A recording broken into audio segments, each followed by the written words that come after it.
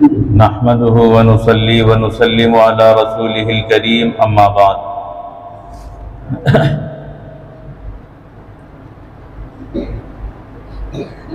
فقال رسول الله صلى الله عليه وسلم ان لكل قوم عيدا وهذا عيدنا صدق الله العظيم.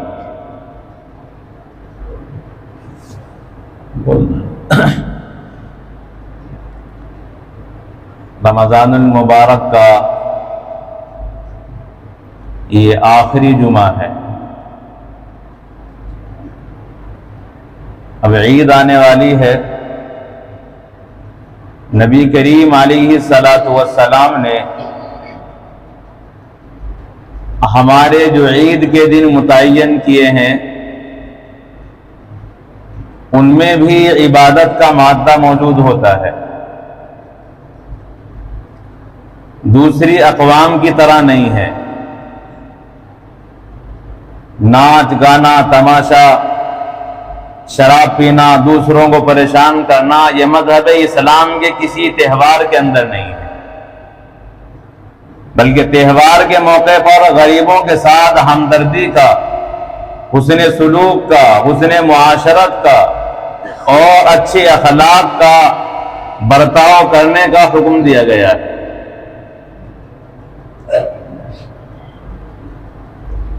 بقرعید میں قربانی کی جاتی ہے اور اس کا گوشت تقسیم کرنے کے سلسلے میں فرمایا کہ ایک حصہ غریبوں کا بھی رکھو. اسی طرح رمضان کا مہینہ گزرنے کے بعد عید منائی جاتی ہے. اس عید کو کہا جاتا ہے عید الفطر. وجہ یہ ہے کہ اس عید میں صدقہ فطر ادا کیا جاتا ہے، تو صدقہ فطر ادا کرنے کی وجہ سے اس کو عید الفطر کہا جاتا ہے. رمضان المبارک کے مہینے میں روزے رکھنے کی وجہ سے بندے کو بھوک اور پیاس کا احساس ہو جاتا ہے. جب تک کسی بندے کو بھوک اور پیاس کا احساس نہیں ہوگا تو وہ کسی بھوکے آدمی کی بھوک کا احساس بھی نہیں کر پائے گا. وہ تڑپتے اور بلکتے ہوئے بچوں کی پیاس کو محسوس نہیں کر پائے گا. اس لیے مالدار ہو یا غریب مسلمان پر روزوں کو فرض کیا گیا ہے.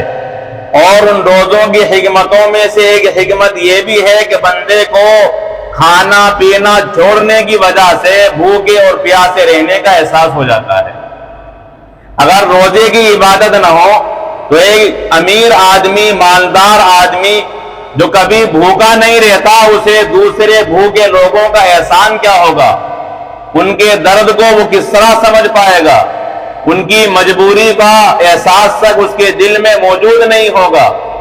لیکن جب بندہ روزہ رکھ لیتا ہے تو اسے علم ہو جاتا ہے کہ بھوک اور پیاس کی شدت کیا ہوتی ہے، اس کی تکلیف کیا ہوتی ہے، اور پھر اسے احساس ہو جاتا ہے غریبوں کا، ناداروں کا، مفلسوں کا، مسکینوں کا، اور پھر اس کے اندر جذبہ پیدا ہو جاتا ہے ان کی خدمت کرنے کا کہ جب میں بھوکا پیاسا رہنے کی وجہ سے تکلیف زدہ ہو جاتا ہوں تو دوسرے مسلمان بھی پریشان ہوں گے، تو اس کے اندر جذبہ پیدا ہوگا اور وہ خرچ کرنے پر آمادہ ہوگا.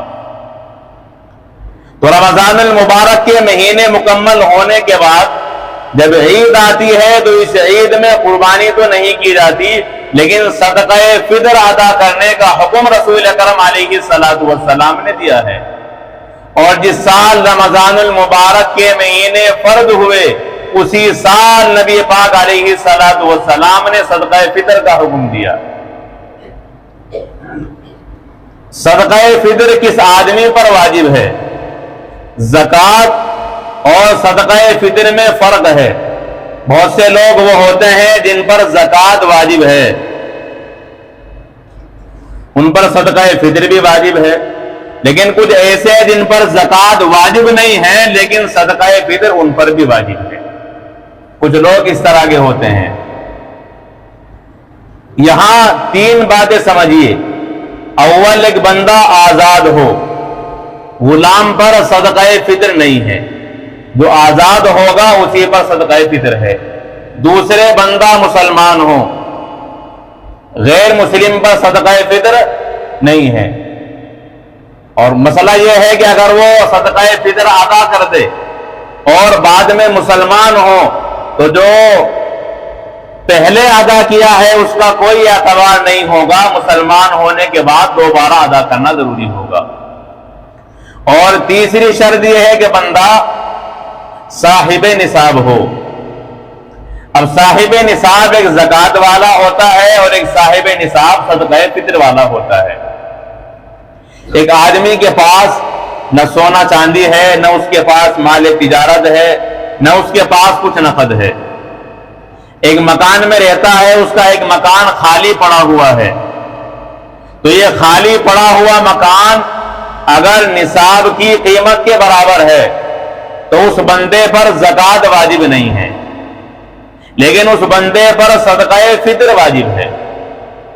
اسی طرح کسی آدمی کے پاس سونا چاندی یا نقد مال تجارت نہیں ہے، اس کے پاس ضرورت سے زائد برتن موجود ہیں، بڑی بڑی دیگیں اس کے پاس رکھی ہوئی ہیں جن کے سال میں کبھی نوبت آتی ہے۔ اب یہ بڑے بڑے برتن جو اس کے پاس موجود ہیں، اس کے علاوہ اور کوئی اثاثہ اور قیمت اس کے پاس نہیں ہے، کوئی اور مال نہیں ہے، تو اس بندے پر زکوٰۃ واجب نہیں ہے، لیکن اگر یہ مقدار پہنچ جاتی ہے نصاب کو تو اس بندے پر صدقہ فطر واجب ہے۔ اور ایسے آدمی کے لیے زکوٰۃ وصول کرنا اور زکوٰۃ کی رقم لینا بھی ناجائز ہو جاتا ہے، اور اگر ایسے بندے کو دیا جائے گا تو زکوٰۃ اور صدقہ فطر ادا نہیں ہوگا۔ تو صاحب نصاب آدمی پر اپنی طرف سے اور اپنی نابالغ اولاد کی طرف سے صدقہ فطر ادا کرنا واجب ہے۔ نابالغ اولاد کے پاس اگر مال ہے تو ان کے مال سے بھی ادا کر سکتا ہے، اور اگر ان کے پاس نہ ہو تو پھر جو بھی ولی ہوگا، جو بھی سرپرست ہوگا، وہ اپنے مال سے اپنی طرف سے اور اپنی نابالغ اولاد کی طرف سے ادا کرے گا، اور اگر بالغ اولاد کو بتا کر ان کی طرف سے ادا کرتے تب بھی ادا ہو جائے گا۔ اسی طرح اگر کوئی بندہ اپنی بیوی کی طرف سے ادا کر دے تو اس کی طرف سے بھی صدقہ فطر ادا ہو جائے گا۔ اسی طرح جو مجنون ہوتے ہیں ان پر زکوٰۃ تو واجب نہیں ہے، لیکن ان پر صدقہ فطر واجب ہے۔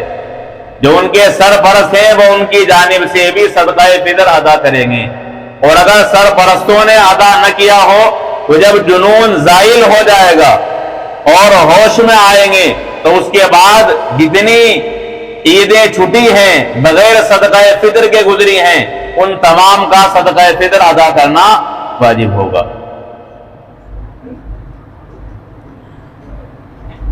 بچے کی ولادت اگر صبح صادق سے پہلے ہو جاتی ہے تو صدقہ فطر واجب ہو جاتا ہے، اور اگر صبح صادق کے بعد پیدائش ہوئی ہے تو صدقہ فطر واجب نہیں ہے۔ اسی طرح اگر کسی بندے کا انتقال ہو جائے صبح صادق سے پہلے تو اس پر بھی صدقہ فطر واجب نہیں ہے، اور اگر صبح صادق کے بعد کسی کا انتقال ہوا ہے تو صدقہ فطر واجب ہے۔ جو وہ مال چھوڑ کر کے گیا ہے اس کے مال سے صدقہ فطر ادا کیا جائے گا، یا اس کے وارث اپنے پاس سے بھی اس کی جانب سے ادا کر سکتے ہیں۔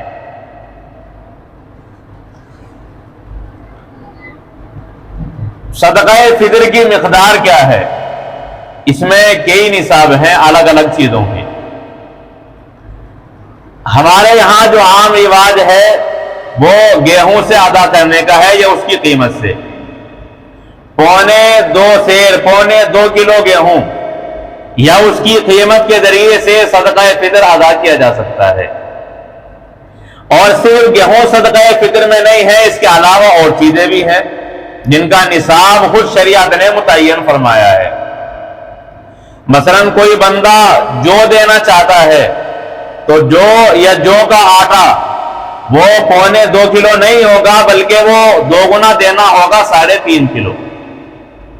تو گیہوں 2.25 اور جو یا اس کا آٹا 3.5 کلو صدقہ فطر کی مقدار ہوگا۔ اسی طرح بندہ کھجوروں کے ذریعے سے بھی صدقہ فطر ادا کرے، کھجوروں سے صدقہ فطر ادا کرتا ہے تو قیمت بنتی ہے 3.5 کلو۔ اسی طرح پنیر دینا چاہتا ہے صدقہ فطر میں تو دے گا 3.5 کلو۔ کشمش دینا چاہتا ہے تو قیمت 3.5 کلو کی ادا کرے گا یا 3.5 کلو کشمش ادا کرے گا۔ اس زمانے میں کشمش اور کھجورے وغیرہ وہ سستی تھی اور گیہوں مہنگا تھا، لیکن آج گیہوں کی قیمت بہت کم ہے اور ان کی آسمان چھو رہی ہے۔ تو کھجور، پنیر یا کشمش وغیرہ جو وہ 3.5 کلو یہ ان کی قیمت ہے، اور گیہوں سے اگر کوئی بندہ ادا کر رہا ہے تو 2.25 کلو گیہوں یہ اس کی قیمت دے سکتا ہے۔ جو اچھے خاصے افراد ہیں، ایک تو ہیں مالدار تو ہیں لیکن ان کے پاس اتنا اثاثہ بھی نہیں ہے، وہ گیہوں سے ادا کر دیں، اور جو درمیانہ ہے وہ کھجوروں سے ادا کر دیں، اور جو زیادہ بڑے مالدار ہیں تو وہ کشمش سے ادا کر دیں۔ غریبوں کا، ناداروں کا، مفلسوں کا فائدہ اس کے اندر زیادہ ہو۔ تو صرف گیہوں کو پکڑ کر نہ بیٹھیں، جو اور چیزیں ہیں ان کا استعمال بھی ہونا چاہیے۔ جب بندہ اللہ تبارک و تعالیٰ کی راہ میں خرچ کرتا ہے تو اس کے مال میں اضافہ بھی من جانب اللہ کیا جاتا ہے۔ اب ایک مسئلہ چل رہا ہے گیہوں کا، کوٹے سے آتے ہیں وہ بھی آپ دے سکتے ہیں، البتہ جو وہاں سے چاول آتا ہے یا چاول دکان سے بھی خریدا جائے تو چاول کا کوئی نصاب متعین نہیں ہے۔ کھجور وغیرہ کا تو طے ہے 3.5 کلو، اس سے کم نہیں ہو سکتی، لیکن چاول کا کوئی پیمانہ نہیں ہے، بلکہ اتنے چاول ادا کرنا ضروری ہے جس میں 2.25 کلو گیہوں آ جاتے ہوں۔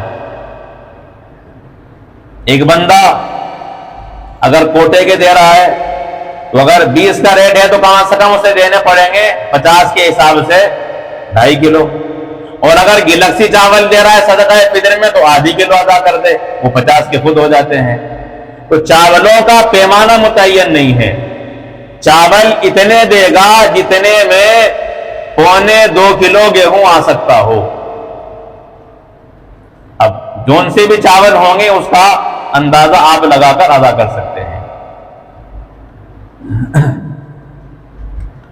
اب رہا کہ صدقہ فطر دیا کسے جائے، جو آدمی صاحب نصاب نہیں ہے، 612 گرام 35 ملی گرام چاندی کی مالیت اس کے پاس نہیں ہے، سونا چاندی نقد مال تجارت اس کے پاس نہیں ہے، اسی طرح اس کے پاس کوئی خالی مکان یا پلاٹ بھی نہیں ہے، اس کو دے سکتے ہیں۔ ایک بندے کے پاس کچھ نہیں ہے، سونا چاندی بھی نہیں ہے، اس کے پاس نقد بھی نہیں ہے اور مال تجارت بھی نہیں ہے، لیکن ایک مکان میں رہتا ہے، دوسرا مکان خالی پڑا ہوا ہے اور کوئی چیز اس کے پاس نہیں ہے، تو ایسے بندے کو زکوٰۃ دینا جائز نہیں ہے، بلکہ اس آدمی پر زکوٰۃ تو واجب نہیں ہے لیکن خود صدقہ فطر اس بندے پر بھی واجب ہے۔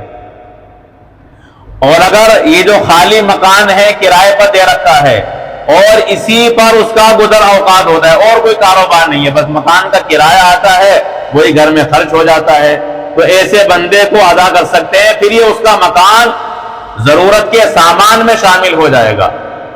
اور اگر اس کی کرائے کی قیمت کے علاوہ اور دوسرے اسباب ہیں اس کے خرچ وغیرہ کے، تو اس بندے کو نہ صدقہ فطر ادا کریں گے نہ اسے زکوٰۃ دیں گے، بلکہ وہ خود اپنی اور اپنی نابالغ اولاد کی طرف سے صدقہ فطر ادا کرے گا۔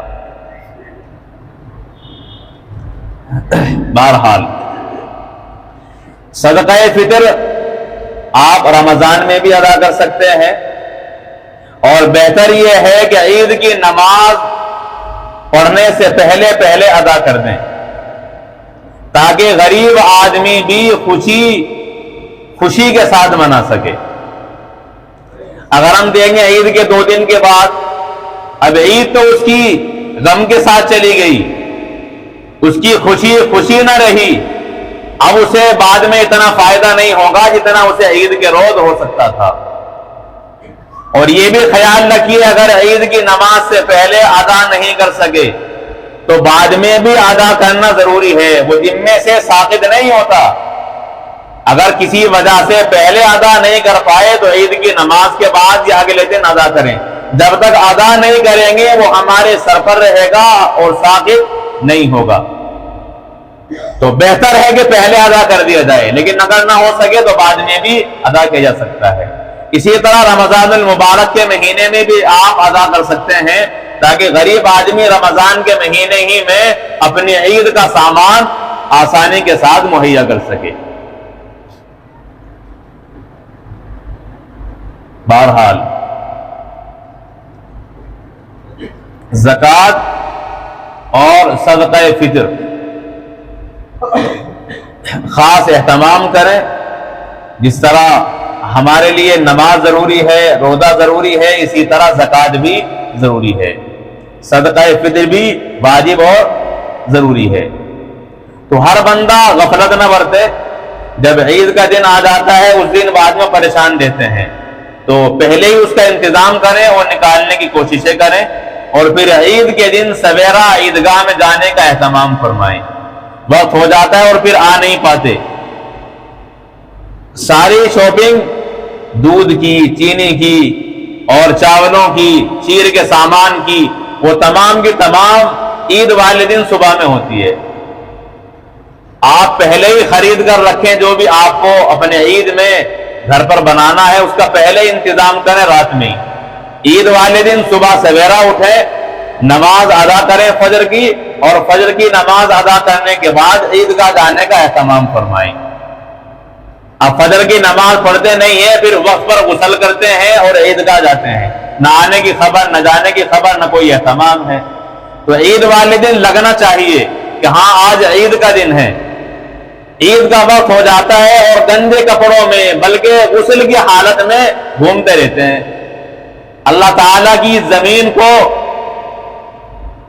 اللہ سے شکایت کا موقع نہ دیں۔ غسل واجب ہے تو فجر سے پہلے آپ غسل کریں اور پھر نماز ادا کریں اور پھر عیدگاہ جانے کا اہتمام فرمائیں۔ عید کی نماز سے زیادہ ضروری فجر کی نماز ہے، لیکن فجر کی نماز کا کوئی اہتمام نہیں ہے، اہتمام ہے عید کی نماز کا۔ یہ فرض ہے اور عید کی نماز واجب ہے۔ ظہر کی نماز فرض ہے، عید کی نماز واجب ہے، لیکن 5 وقتہ نمازوں کا اتنا اہتمام نہیں ہے جتنا عید کی نماز کا ہے۔ یہ مطلب نہیں ہے کہ عید کی نماز چھوڑ دیں، بلکہ مسئلہ یہ ہے کہ جس طرح عید کی نماز کا اہتمام کرتے ہیں اسی طرح 5 وقتہ نمازوں کا اہتمام بھی آپ ضرور فرمائیں، اس لیے کہ ان 5 وقتہ نمازوں کی تاکید عید کی نماز کے مقابلے پر زیادہ ہے۔ وما علینا الا البلاغ۔